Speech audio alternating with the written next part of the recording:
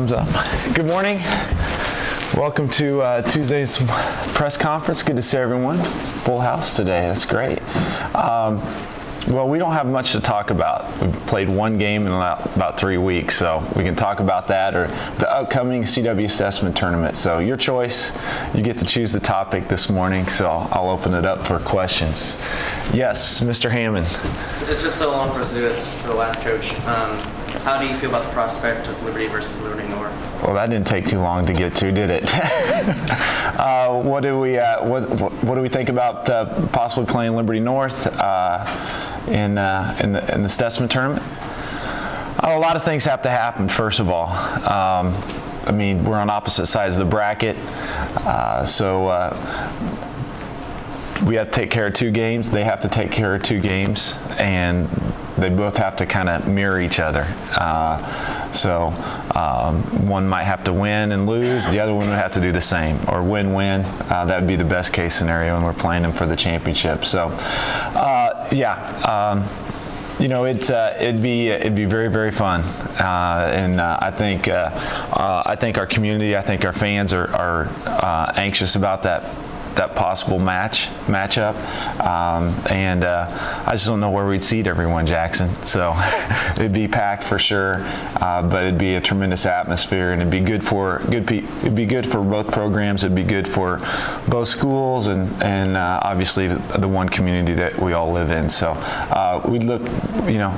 Hopefully the situation would be we'd be playing each other for the championship. That would be ideal. But there are a lot of other good quality teams in the tournament, so each team would have to take care of business before they see each other.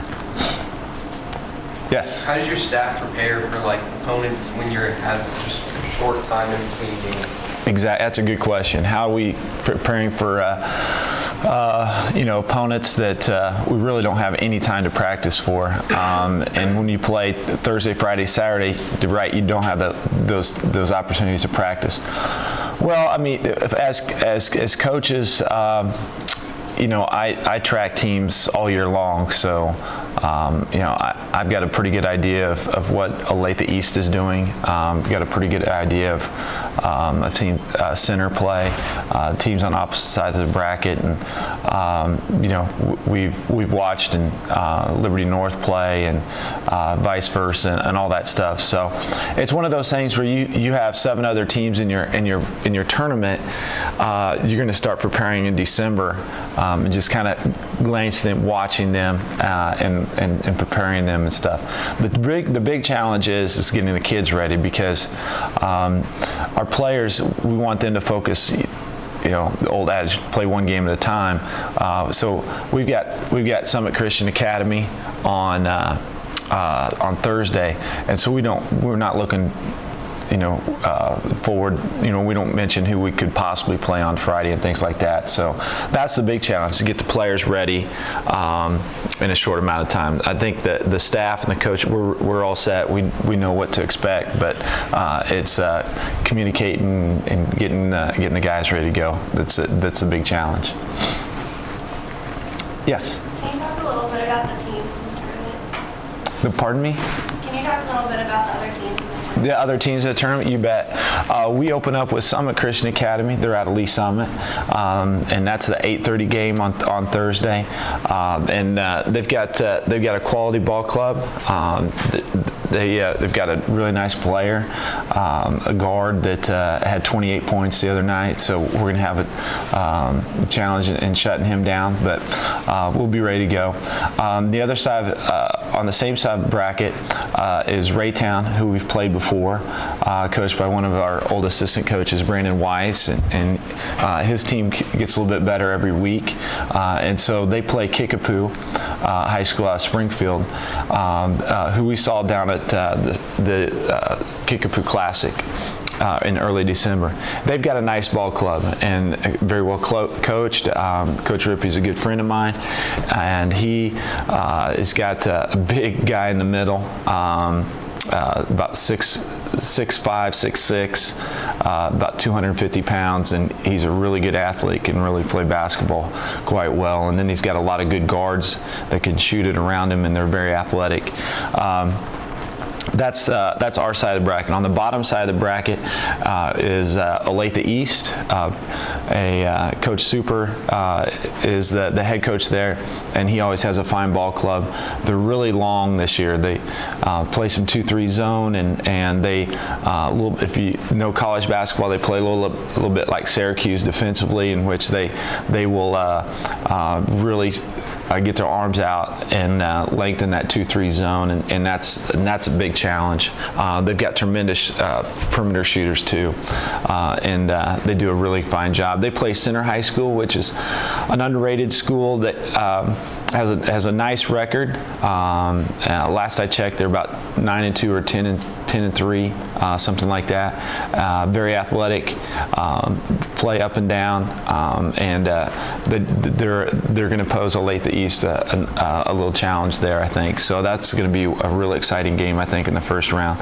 And then obviously everyone knows about Liberty North, and they play St. Joe Central. And St. Joe Central had a big win at Lee Summit. I scouted that game, and St. Joe Central, team that we beat up in St. Joe in December before Christmas, got a nice couple players. Sean Williams, Mayfield kid, Gray is Derek Gray is a point guard for them that does a nice job too. So they're athletic, and I think it could, they've got a potential to give Liberty North a good game simply because of their athleticism and stuff. And then obviously Liberty North, everyone knows about them and what they have, and William Jewell champions and all that good stuff, and that's going to be an exciting side of the bracket right there too. So it's top to bottom. It's another great tournament field that we put together, and it just goes to show you that quality teams want to come to Liberty to play basketball. This is a basketball town, and everyone gets excited for it, and the community supports it. And I think a lot of high school coaches and programs want to come here because they know they're going to get treated well and face some good competition. So that's what it's all about. Yes. Can you talk a little bit about the advantage you guys have of just hosting it and being in your own gym for the tournament? Oh yeah, I mean it is an advantage, and it is something that we look forward to hosting. It's one of those opportunities that not every school has. A lot of teams have to travel to tournaments and things, but to have the opportunity to host is an advantage, and it's something that benefits us. It's our backyard, it's our home court, and so there is an advantage to that. So we just have to take advantage of it. Yes. As the season progresses and your players start to wear out, is there any changes you make in the practice schedule at all? Yeah, that's a good question. As the season progresses, how do we adapt our practices and stuff? Well, we go from at the beginning in November and late October, early November, we're going from almost 3-hour practices, and we're about 2 hours right now, and they'll gradually get shorter and shorter. And then there's times where we revisit everything that we covered in November. So we go back to the basic fundamentals, just to revisit those. Practices get shorter, becomes I think we're in pretty good shape. They practice hard in the amount of time that they have. They don't get very many breaks, and that's one of the things that I want to commend our guys on, simply because we've had one game. We played Park Hill South a week ago, and that's been our only game since Jewell, and so we're coming up on about 3 weeks or so with just one game, but we haven't had a bad practice yet. So that's something that I want to give props to our players on, is just coming to practice every day and getting a little bit better, and they definitely have done that. So by now, we've got, we might tweak a few things or add some things as we get into February and get ready for district play. But we've got our whole package in, offensively, defensively, and things like that. So full slate, and we're ready to go for the rest of the season. Yes, Sam. What are you looking forward to most about this week? Playing again. That's what I'm looking forward to. It's been a long time since we've played, and I know our team wants to play, and it's tough. It's tough practicing without the opportunity to show what you've worked on. So I'm looking forward to playing. I'm looking forward to just a tremendous atmosphere at Coakley for 4 games in 3 days, and 4 games per day, 12 games total, I should say, and just the just high school basketball at its finest and stuff, and a great atmosphere. I'm looking forward to that, and I'm looking forward to playing well. I think the practices that we've had are going to produce some quality games for us. We're excited about that. Yes, sir. Follow-up question. How do you keep your players interested? They haven't played in 6 days. How do you keep them interested in practice? Good question. How do we haven't played for a while, and how do you keep them motivated? How do you keep them interested? Well, a couple of things that we did is we showed them some numbers, some stats about our team that weren't very positive per se, things that we needed to work on, and so we let some numbers actually motivate them, and then the other thing we did, we showed them some film, game film that wasn't necessarily the best game film, some errors that we made, and some areas of improvement that we have to get better in, and so those were a couple of motivating factors that allowed for some good practices. But most importantly, just the leadership of our team.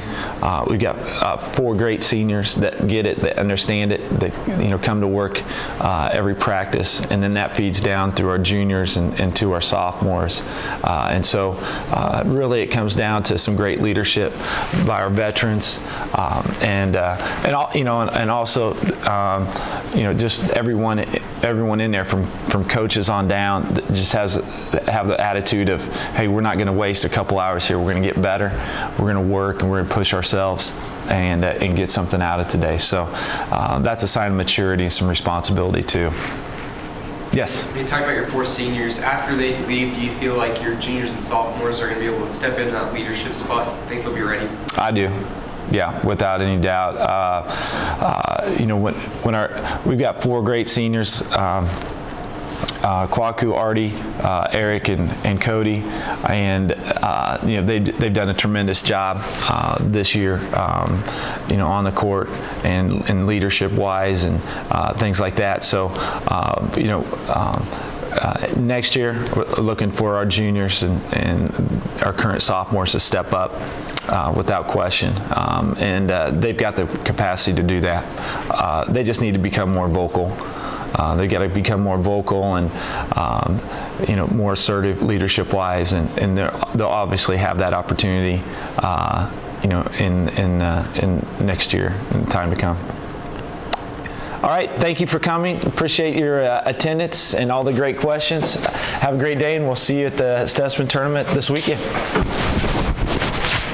The weekly Coaches News Conference on KLPS TV is brought to you by Hawthorne Bank, a proud sponsor of Liberty School District. At Hawthorne Bank, we understand the importance of strong community in a strong school district. We also understand the importance of strong financial future for our school district's families and for our local businesses. Hawthorne Bank, with you every step.